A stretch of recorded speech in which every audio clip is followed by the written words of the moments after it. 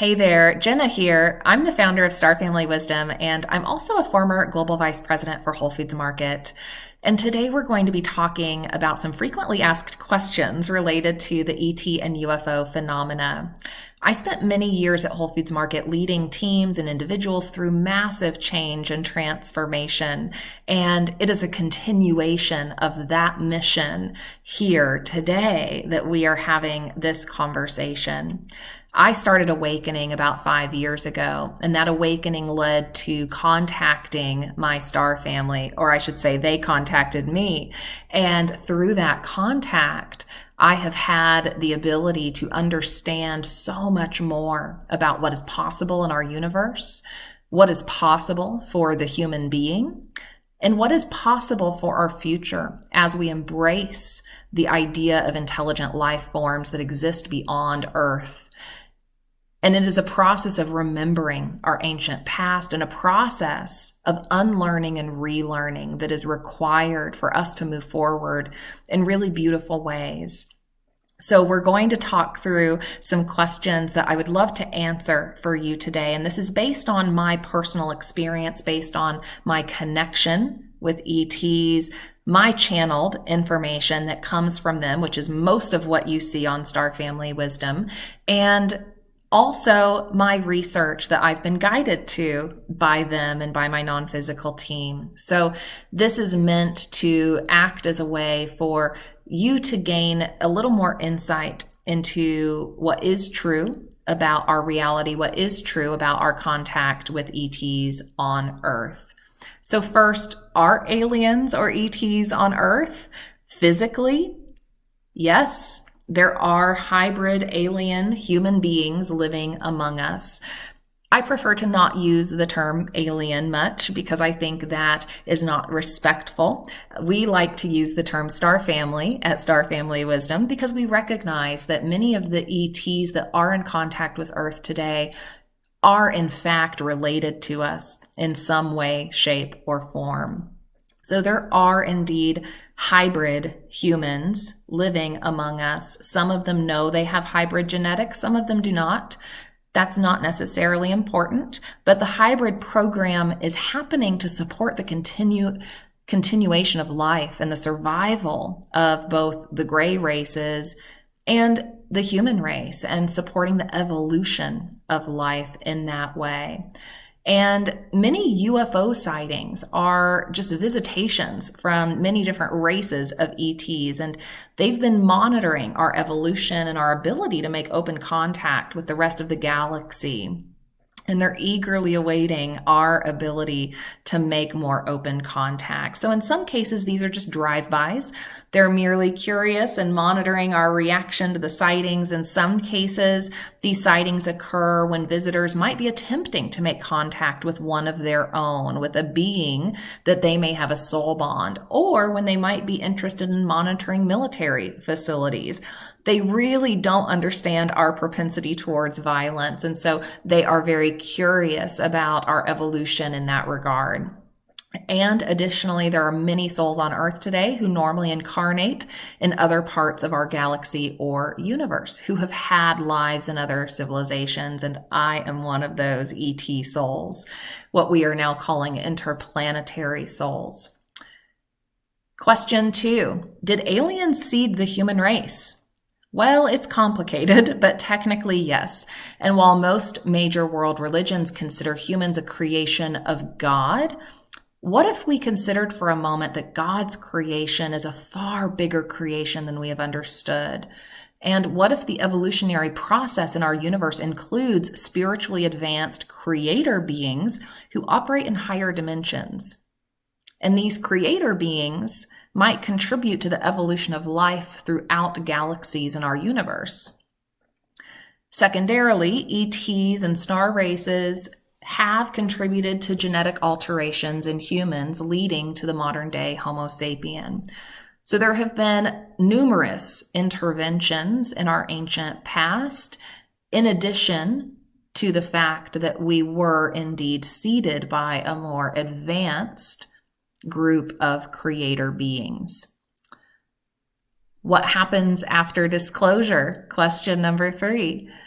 Well, the human race is going to make a quantum leap to becoming a galactic race, and we're not even quite ready for disclosure. We're getting more and more and more ready every day, and that's why more of this information is coming out and why we have access to more and more insider information as well from some folks who have worked in our governments and militaries. But one of the issues around disclosure is that as we learn about life and the advanced nature of other civilizations out there, it calls into question many of our systems on Earth, and it forces us to evolve our technology to a place that would be potentially thousands of years ahead of where our technology is today. And it gives us the ability to provide basic needs and free energy to all humans on Earth. That is if we choose to learn from our star families. And we have some tension here on Earth. And we'll talk about that next as to why maybe disclosure has not happened yet. But imagine if Earth became a beautiful paradise for visitors and we had our galactic friends and neighbors enjoying vacations on our beautiful planet. What if we were able to welcome visitors to our planet and show it off? What if we were able to move off of our planet and live in starships or in cities in space orbiting Earth to keep the surface of the planet healthy? So what if we were able to live in a way where we could migrate easily between our home planet and those cities in space? And with quantum technology, which we're learning more and more about every day, our commutes might become instantaneous. So there's a lot to look forward to, but that kind of change is gigantic and will require significant dismantling and rebuilding of our current systems. Why hasn't disclosure happened? Well, there are many reasons, including our readiness, including what we just talked about regarding the quantum leap we will need to make in terms of our systems.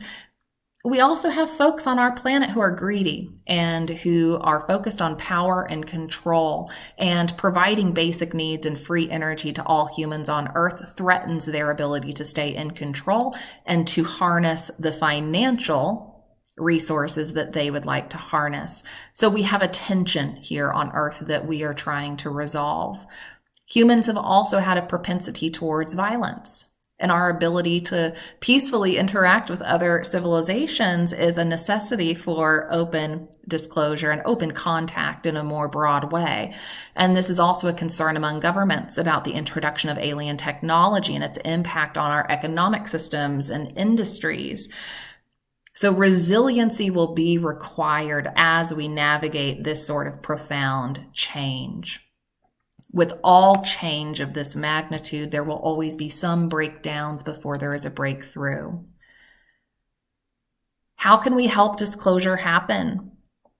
Well, we can support socioeconomic policies that promote clean energy, peaceful resolution of conflict, educating ourselves about the truth of our reality, the truth of our history. And the more people start to understand the truth of how our universe works, the spiritual mechanics of our universe, the history that we've misinterpreted here on Earth, we will get closer and closer to official disclosure. And it's almost time.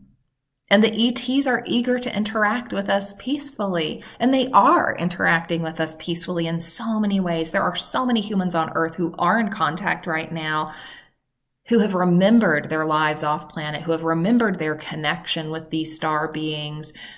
And we're building towards the ability to have that peaceful, open contact.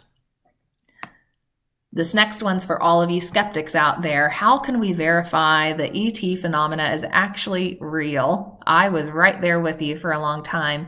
Well, there are many different contact modalities, including telepathic connection, UFO sightings, abduction, understanding past life memories, understanding simultaneous time memories.